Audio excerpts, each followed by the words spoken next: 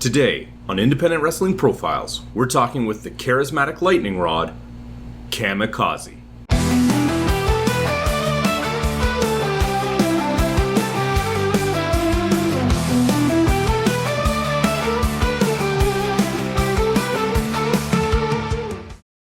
When did you discover professional wrestling? Right. Yeah. Well, man, I first discovered professional wrestling when I was about, I'd say the late 80s, early 90s. My father had several VHS tapes. One in particular was WrestleMania 3. And I used to watch that with my dad all the time. And just seeing Hulk Hogan, Andre the Giant, Macho Man, and Ricky Steamboat just blew me away, man. Ricky Steamboat and Macho Man in particular, the first time I ever seen that, I was just jumping out of my chair, like just didn't know who was going to win or lose. And then Hogan and Andre, just how epic with 93,000 people in the Pontiac Silverdome and the spectacle behind that and the epicness behind that, the build-up. That was my first memories. Basically, Hulk Hogan was a big, big one. Just everything the Hulkster did. I was a Hulkamaniac as a little child for sure. I had all the action figures and the foam fingers and the Hulk Hogan action figures and just Hulkamania all the way, man. Loved them. And then another memory that sticks out was like Earthquake squishing Jake Roberts' snake and killing Damien. I remember being traumatized by that. So that was probably some of my most earliest memories I can think of professional wrestling. And it's thanks to my father. So when you were first exposed to it, were you a fan immediately and you carried that with you, or did it kind of ebb and flow as you aged?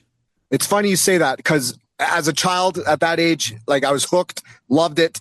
I remember being a kid and like my little younger sister, and I was very young myself, but like I remember just like being like body slam and just like, you know, kind of just like throwing her around and stuff like that.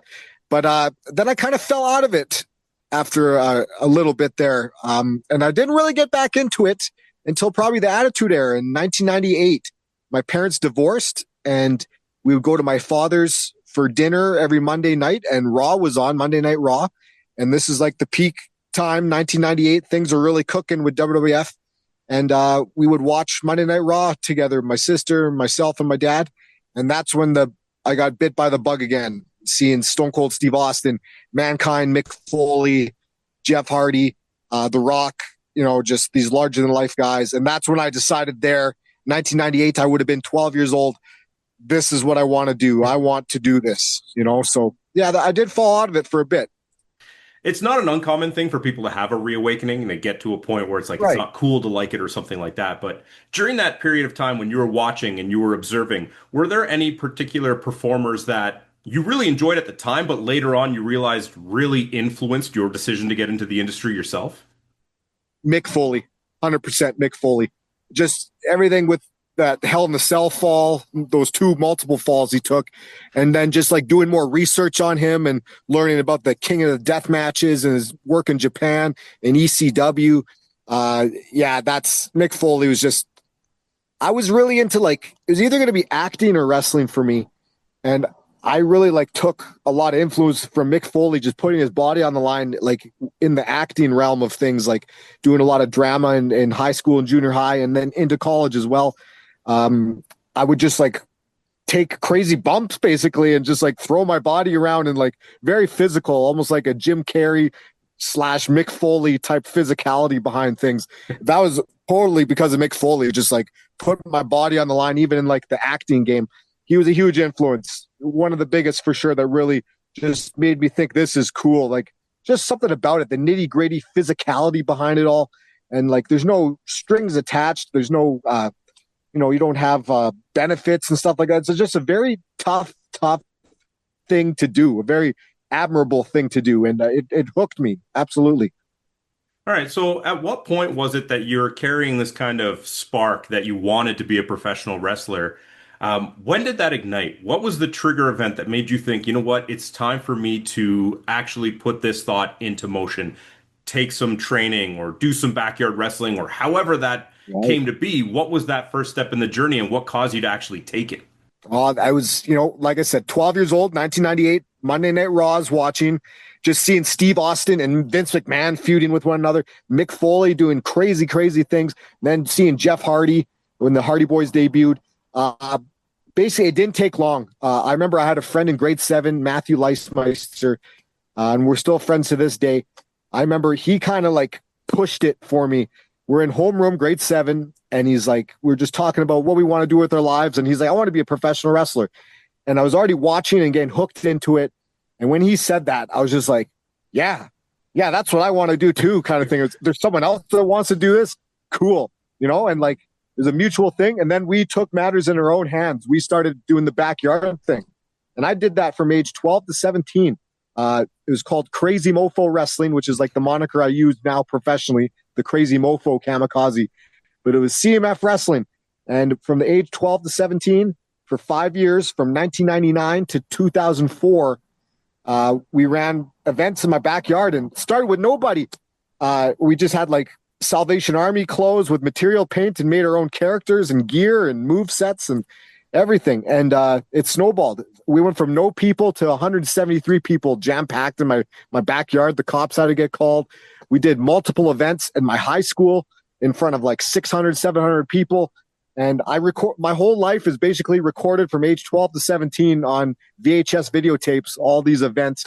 And I kind of regret I could have worked a little harder in school, but I was busy writing storylines and planning out the shows and booking the cards all throughout junior high and high school. So it really consumed me. It's been a part of my life since 12 years old. I don't want to spark too much controversy, but I do want to speak to a No. pocket of the audience that does somewhat, we'll say, discredit backyard wrestling as maybe not being the traditional route to take. Just to combat that preconceived notion about it, what sort of transferable skills and benefits did you have by starting your career that way that you could have carried with you, well beyond that to just kind of reassure people that it's not the worst avenue to start? I mean, it's when you're young at 12 years old in your teens, like you need to be usually most wrestling schools, you need to be 18 to 21 years old, depending where the state or the province you may be in. And I just couldn't wait that long. So I took matters in my own hands and I was very professional about it. We were very professional about it. I'm still to this day into just studying tapes and DVDs and putting things in slow motion and watching how they execute and do these things. And that's what we did. We had like a wrestling dummy that we practiced on before we started doing things to ourselves. And then we got more confidence and started, working together instead of just working with the dummy. But I think backyard wrestling shows just how bad do you really want it? If you can't wait, you need to start doing this now. There's just such a fire and a spark. A lot of things transcended into the professional ranks for me. Crowd work, working in front of an audience. Like I started working in front of audiences at 12, 13 years old, whether it be in the acting game and drama or in the backyard wrestling in my backyard in front of audience. I was getting standing ovations from people when I was like 15 in my backyard. I mean, my father built, we called it the trample ring. It was a trampoline made out of a wrestling ring with like real steel poles, steel cable ropes. And the whole design is like extremely similar to what like a real ring is, except it's a trampoline instead of like boards and beams and mats. And transitioning from the backyard game to pro game, like all the things off the ropes, all the high flying stuff, like I was practicing and perfecting things since I was 12. And that definitely transcended into the professional ranks. It was very beneficial. And we were very lucky and professional. No one ever got seriously injured. And it was a golden time in my childhood and my life. I look back at it fondly. It was a great time. So I know there's a negative stigma because you do need to get professionally trained. You do. And I went through that myself. I lied about my age. I was only 17. You had to be 18 at the time. I lied and said I was trained. I took a Greyhound bus 12 hours up to Edmonton and worked a singles match in a battle royal. And they sniffed me out pretty quick. They knew I needed to get trained and told me so. And I knew I did too. So after that, I started saving money. I saved up $500, which I thought was enough. And I moved to Edmonton and trained professionally. That's what you got to do. But like I said, this just shows how bad do you really want it. And I guess I really wanted it bad, man. I was doing anything I could to get my foot in the door and prepare myself and get ready for it. So I do normally ask later on about highlights of the career, but I want to segment it a little bit. Is there any Sure. story that you can or are able to share that might have been a highlight of your backyard wrestling days? Oh man, wrestling in front of my high school multiple times, in front of like 700 people. I made the whole school chant, "Holy shit." The last one we did, I jumped off a basketball hoop and put my buddy through a table. It was the big finish of the match, and the school was just going crazy, chanting, the fecal chant, so the old ECW chant. And that was a big highlight. I remember the teachers came up to me and they're like, "That was the most entertaining thing we've ever seen. But if we would have known you were going to jump off the basketball hoop, we would have never let that happen." So like I snuck that one in there for sure. And then just in the backyard, just 173 people jam packed in my backyard, man. Like that was wild. And the cops got called. There was like big noise complaints, and they ended up sitting and watching, and they let us finish the event before they shut it all down and had to get all the kids drinking and having a good time there. They had to go home or wherever. But there's some good highlights for sure, man. The standing ovations, it was cool. Yeah, those are definitely some memories. That's amazing. And it speaks to, you must have had some support with the family and friends if they were allowing these things to go on, which I have to imagine helps a lot. 100%. My father was a big proprietor. He built the ring and he was always supporting and encouraged it. He's my number one fan, and he's the reason I'm in this right now is because of Papa Kazi. My mom, God bless her soul, still to this day does not like watching me get thrown around and flying around, but she supports me. But even back then, like I can only imagine, I look back in retrospect, this poor woman just having her son diving off the garage through triple stack flaming tables and doing crazy stunts. Like she couldn't stop me. And I feel bad about it now a little bit, but God bless her for letting me shine bright and do what I love to do. So let's talk about the second part of that journey. Sounds like you saved up $500 and you packed it all Yeah. up and moved to wrestle. And it's not an uncommon thing. Sacrifice is a big part of this industry. But Yeah. take me through the motions of that second portion of going into professional training. Well, so like I said, I lied about my age. I Greyhound bust up there, did a match and a battle royal. And quite frankly, I did pretty good in the match. I think I really impressed a lot of people that I, with my athleticism and just, 5 years in the backyard and like watching and studying the way things are executed. Like, of course, I was rough around the edges and I didn't know all the tricks. That's why I still needed to get properly trained. But like I hung in there and I ended up looking a little better than my opponent who had been training for a couple months. But I still needed to get trained. So I knew that was the next step. Saved up money, moved to Edmonton, and I was trained by my first trainer, Chi Cruz, who was a Canadian wrestling legend around the scene. He'd been wrestling for 20 years at that point when I first started in 2004. And I was lucky.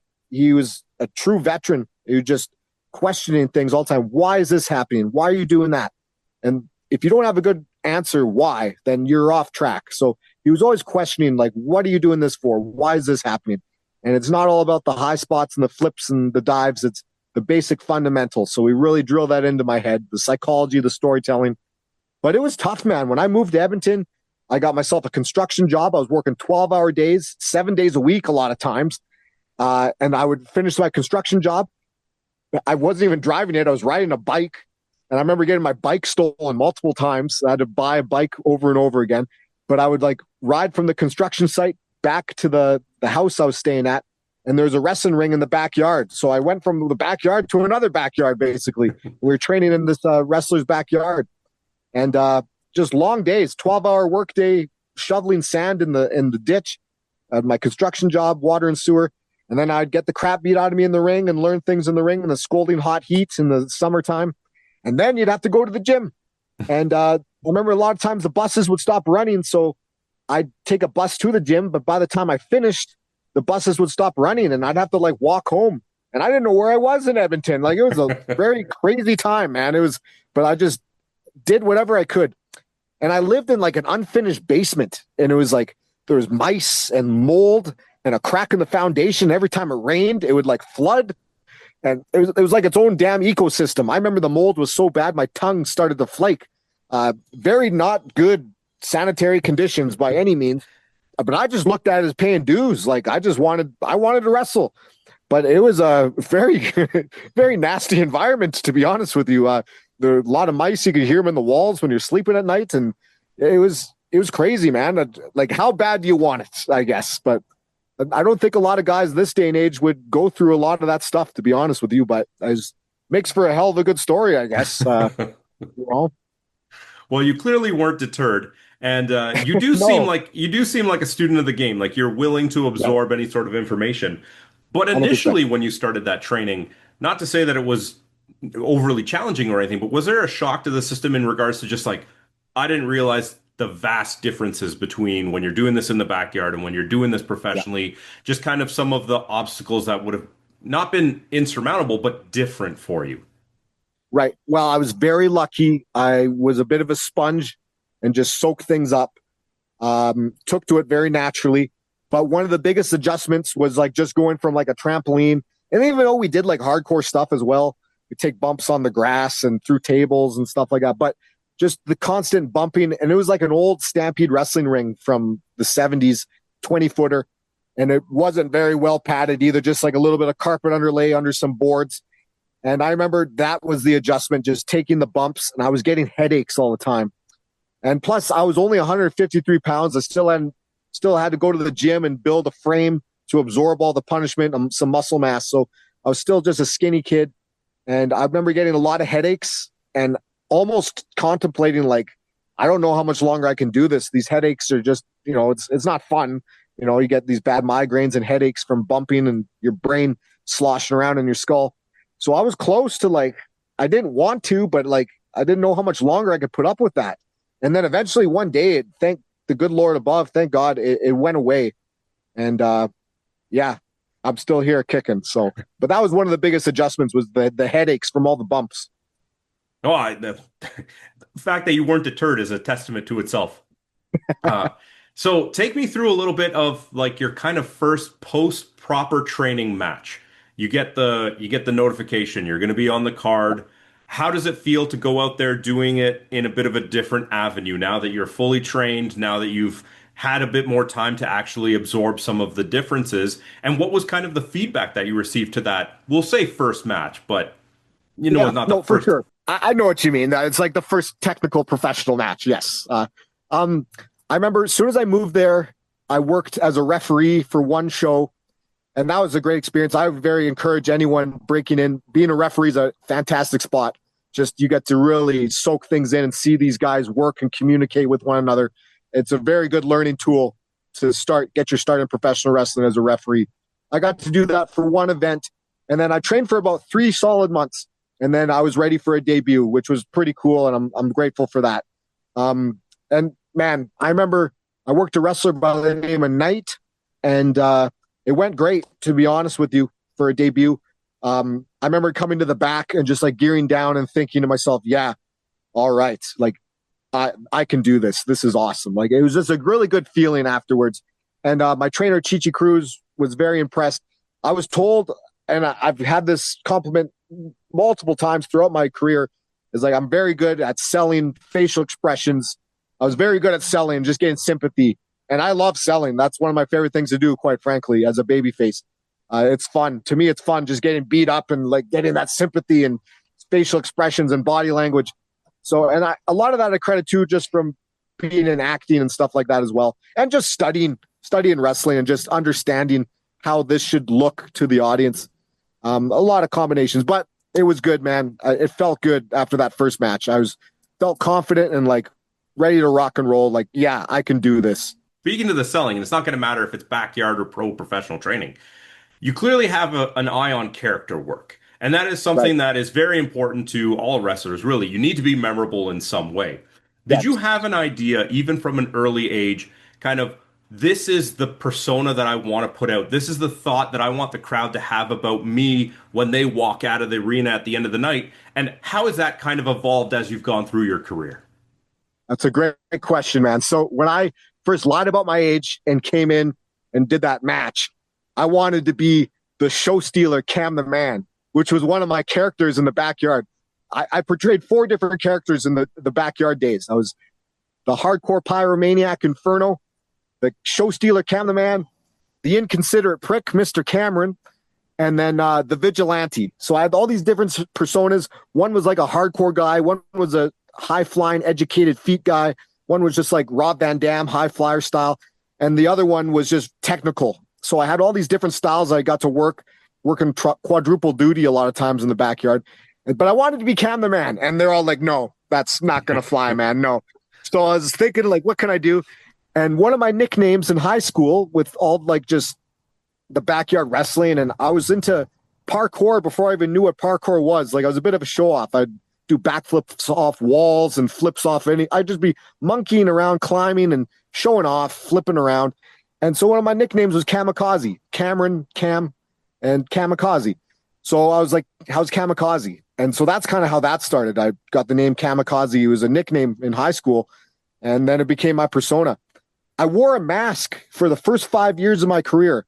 Um, my trainer at the time just thought because of my style, it would just suit me a little better.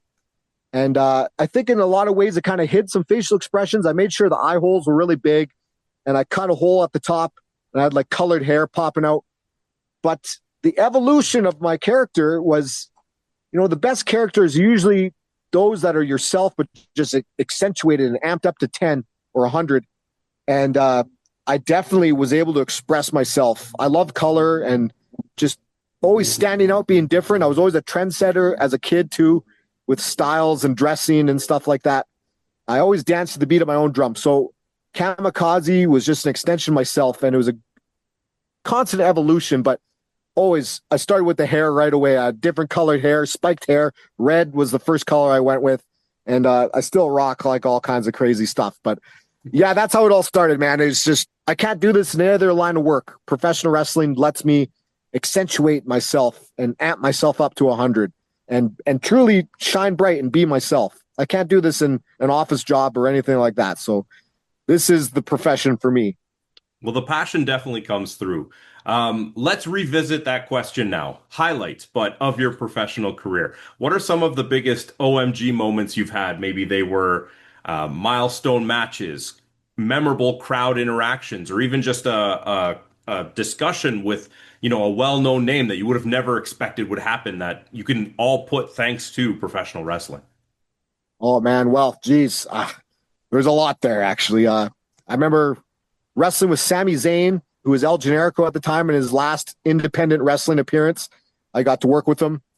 That was pretty cool. Wrestling Chris Masters was amazing just because he was like a muscle bound WWE stereotypical guy, and I'm not the biggest guy at all in the fight. But to go toe to toe and have a believable match and a good story behind it, it really boosted my confidence that, yeah, I can hang with these guys. I can do this.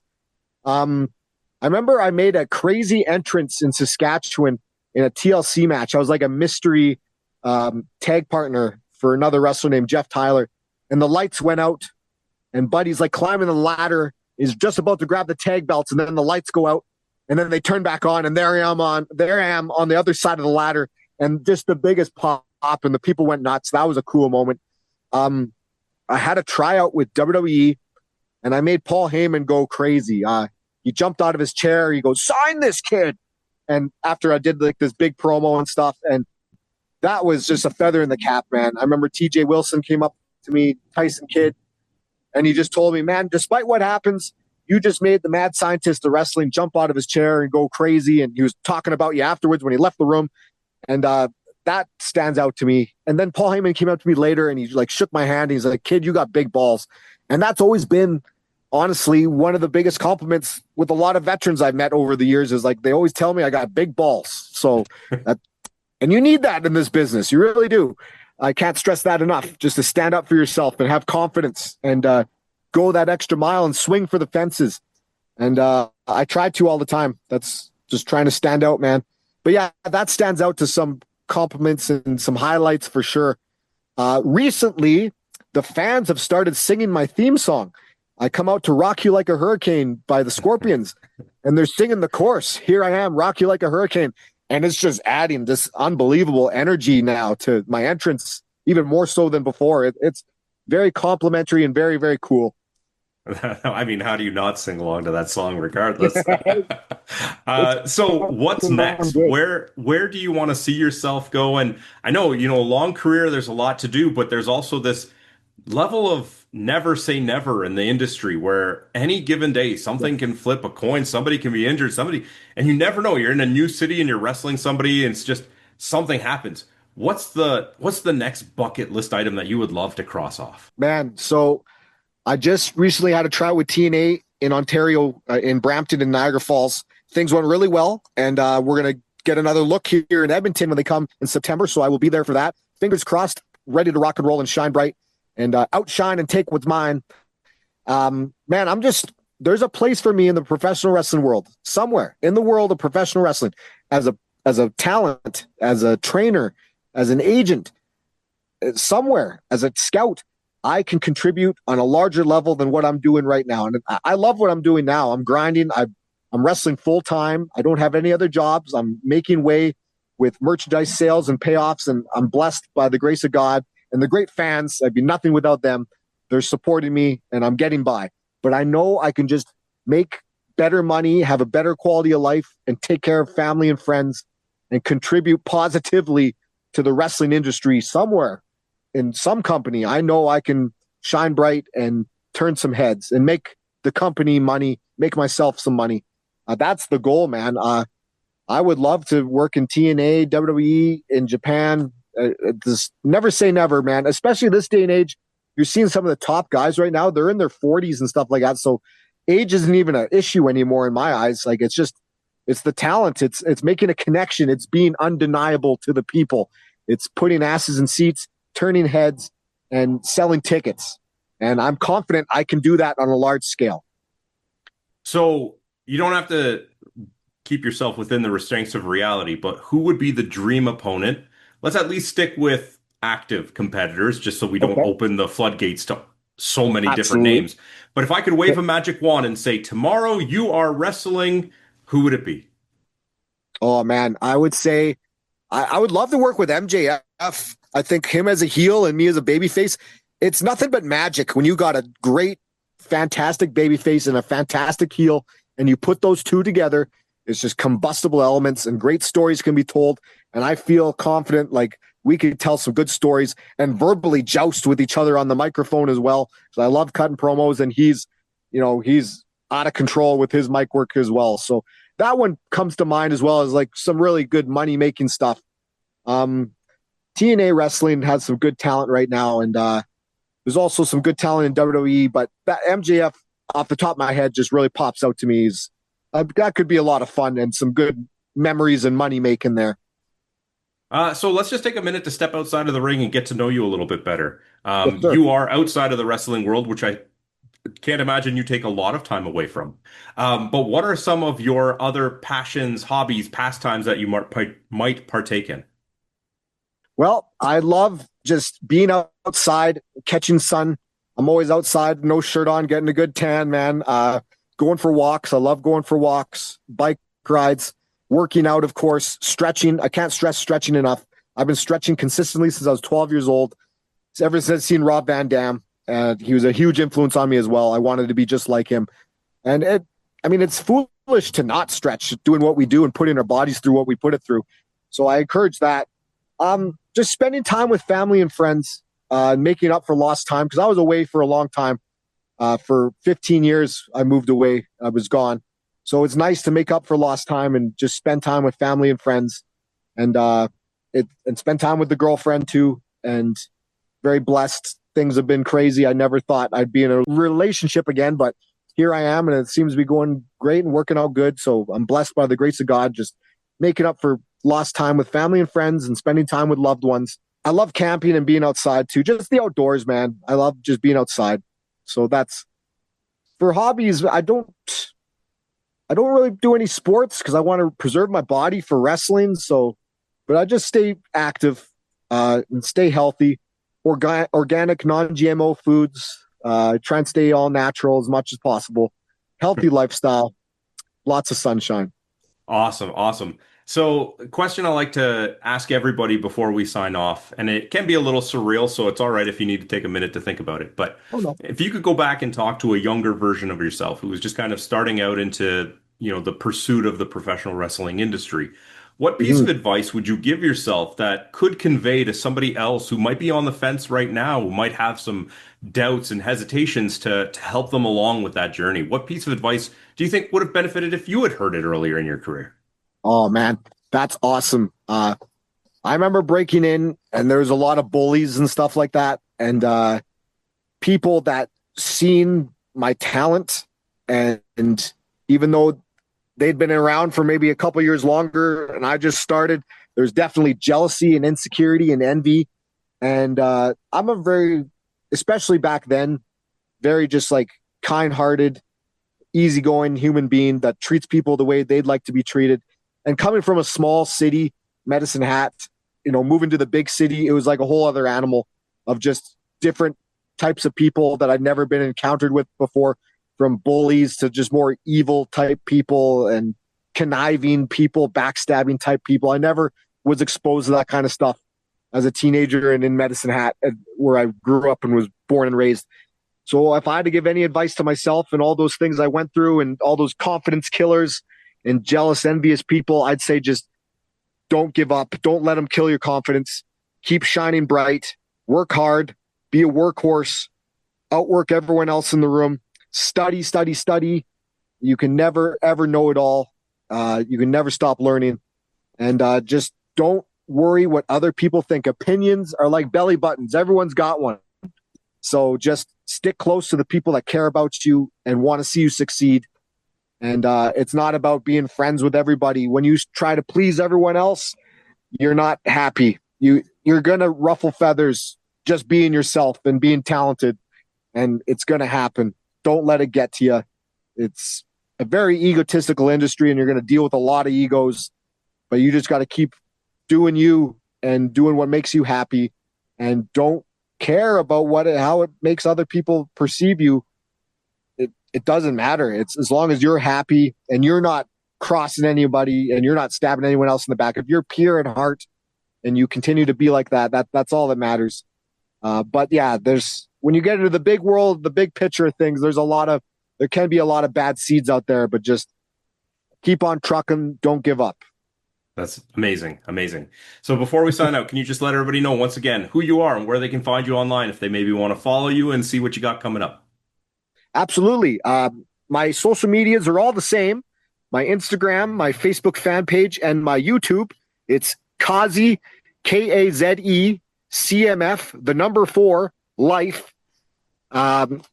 And yeah, Kaze CMF for life. That's the Instagram, which I'm predominantly on. And if you ever message me, I will gladly respond. My Facebook fan page and my YouTube, Kaze CMF for life.